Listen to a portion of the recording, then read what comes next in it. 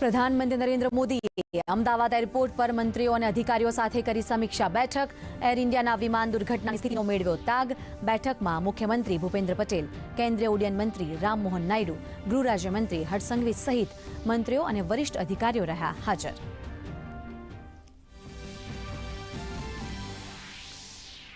PM Narendra મોદીએ અમદાવાદ વિમાન દુર્ઘટના સ્થળની લીધી મુલાકાત. લગભગ 20 મિનિટ સુધી દુર્ઘટના સ્થળનું નિરીક્ષણ કરી મેળવી માહિતી.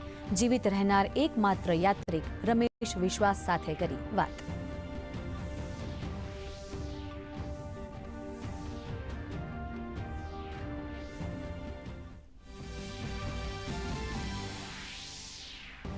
એનએસજી અને ફોરેન્સિક સાયન્સની ટીમ દ્વારા તપાસ થઈ શરૂ. ફોરેન્સિક ટીમની તપાસ બાદ વિમાન દુર્ઘટનાને લગતી વધુ વિગતો આવશે સામે.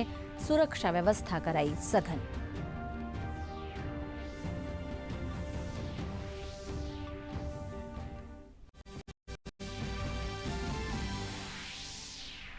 આરોગ્ય મંત્રી ઋષિકેશ પટેલે બીજા મેડિકલ કોલેજમાં ડીએનએ ટેસ્ટ સ્થળની લીધી મુલાકાત.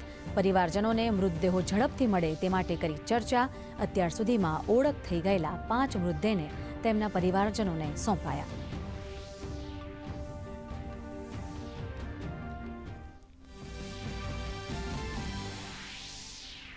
આંતરરાષ્ટ્રીય પ્રોટોકોલ અનુસાર અમદાવાદ વિમાન દુર્ઘટનાની ઔપચારિક તપાસ શરૂ.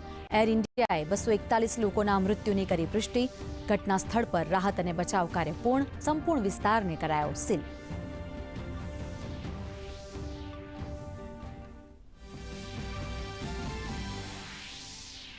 વિમાન દુર્ઘટનામાં ગુજરાતના પૂર્વ મુખ્યમંત્રી વિજય રૂપાણીનું નિધન.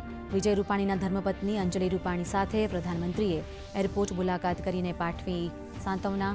મંત્રી પરસોત્તમ રૂપાલા, કુબેર ડિંડોર, મુળુભાઈ બેરા, કુંવરજી બાવળિયા, ભાનુબેન બાબરિયાએ પણ અંજલિબેનને નિવાસસ્થાને મળ્યા. અને ઇઝરાયલનો ઈરાન પર હુમલો. પરમાણુ અને સૈન્ય ઠેકાણા ઉપર નિશાના. ભારત સરકારે પોતાના નાગરિકો માટે જાહેર કરી માર્ગદર્શિકા. કહ્યું, સતર્ક રહો અને બિનજરૂરી પ્રવૃત્તિઓ ટાળો.